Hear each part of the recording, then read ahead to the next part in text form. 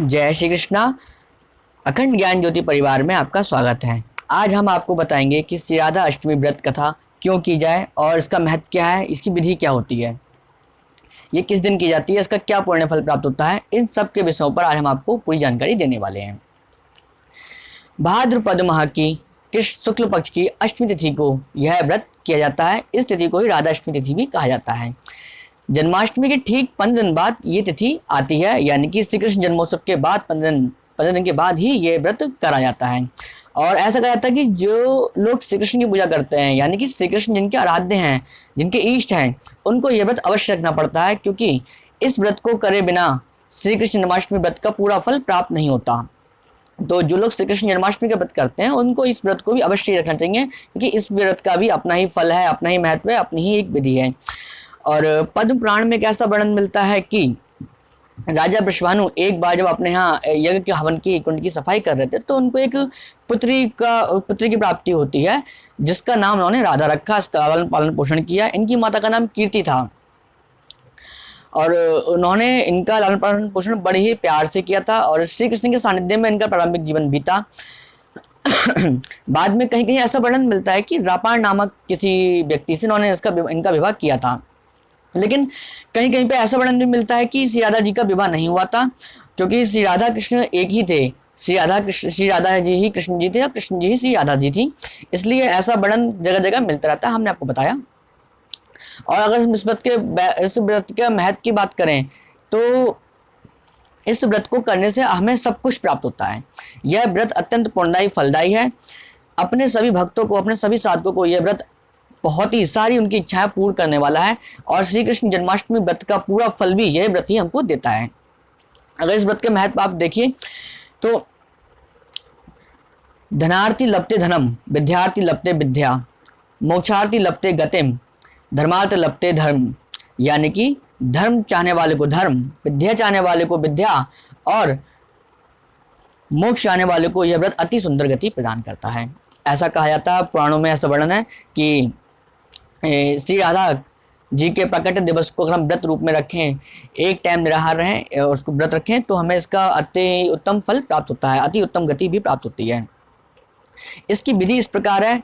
आम व्रतों की तरह सूर्य काल यानी कि सूर्योदय से पूर्व उठकर हम नहा धो लें और अपने मंदिर को सजाएं और वहाँ पे कलश स्थापित कर सकते हैं, चौकी स्थापना कर सकते हैं। बड़े उत्साह के साथ हमें व्रत करना चाहिए।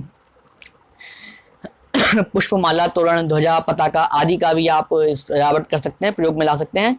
और अगर आप किसी मंदिर में जा रहे हैं तो वहाँ पे ध्वजा, पताका है, तोरण है, कोई भी आप चढ़ा सकते हैं। पान, फल, पुष्प आदि विधि के साथ आप व्रत को कर सकते हैं।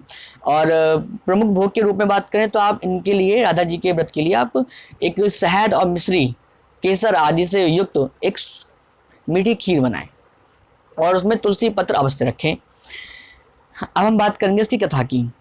कथा क्या है इस व्रत को, और जो लोग इस कथा को घर पे ना पढ़ पाएं या ना सुन पाएं या ना कर पाएं, तो वो इस कथा को अब वीडियो के माध्यम से सुन लें। हम जिस कथा को बोल रहे हैं यही वो वीडियो के माध्यम से सुन लें, तो भी उनको इस कथा का जो है पुण्य फल प्राप्त होगा। कथा बिल्कुल सीधी सी है।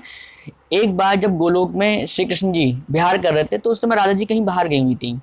तो श्री कृष्ण जी अपनी एक सखी ब्रजा, जिसका नाम ब्रजा था, उसके साथ वो विहार कर रहे थे।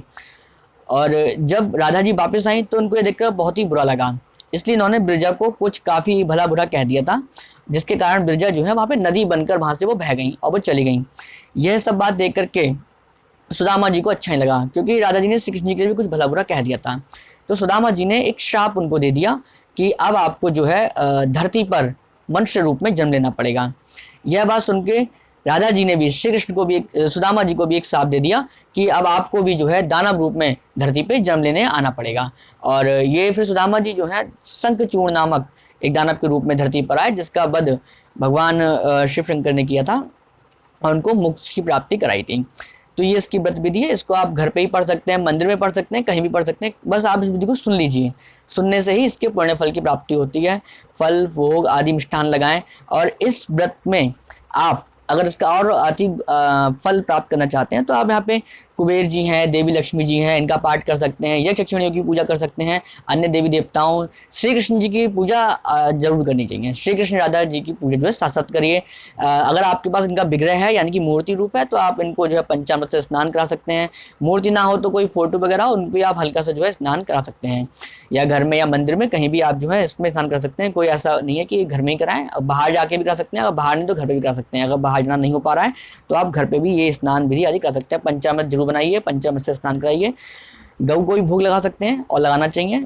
और इस व्रत में इनका एक मंत्र है, ओम ह्रीम राधिकाय नमः।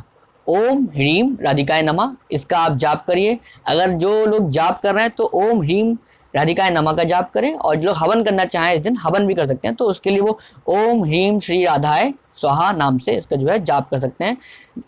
जाप की संख्या आप 108 कर सकते हैं, जितनी आपकी श्रद्धा है उसके हिसाब से भी आप कर सकते हैं, जितना आपके पास समय है उसके हिसाब से आप इस व्रत को कर सकते हैं।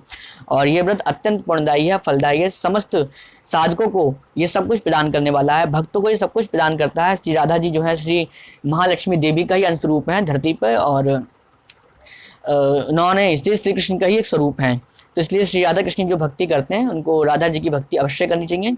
ये जो व्रत है सब कुछ हमें प्रदान करता है। इसके साथ साथ इस दिन हम जो है विष्णु सहस्त्र नाम का पाठ कर सकते हैं। विष्णु सहस्त्र नाम का पाठ करिए, लेकिन विष्णु सहस्त्र नाम के साथ आप एक देवी सूक्त यानी लक्ष्मी सूक्त का या श्री सूक्त का भी आप पाठ कर सकते हैं, तो फिर इसका व्रत का जो है फल कई गुना बढ़ जाता है। श्री राधा सूक्त का भी आप पाठ कर सकते हैं अगर आपके पास है तो, और नहीं तो आप इस कथा को सुनिए, कथा विधि को करिए। ऐसी हमारी कामना है कि आपको ये व्रत जो है अति पुण्यदायी प्राप्त हो, फलदायी प्राप्त हो।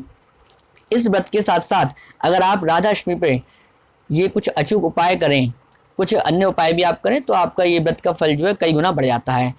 ये उपाय कौन कौन से ये देखने के लिए आप हमारी ये वाली वीडियो देख लीजिएगा।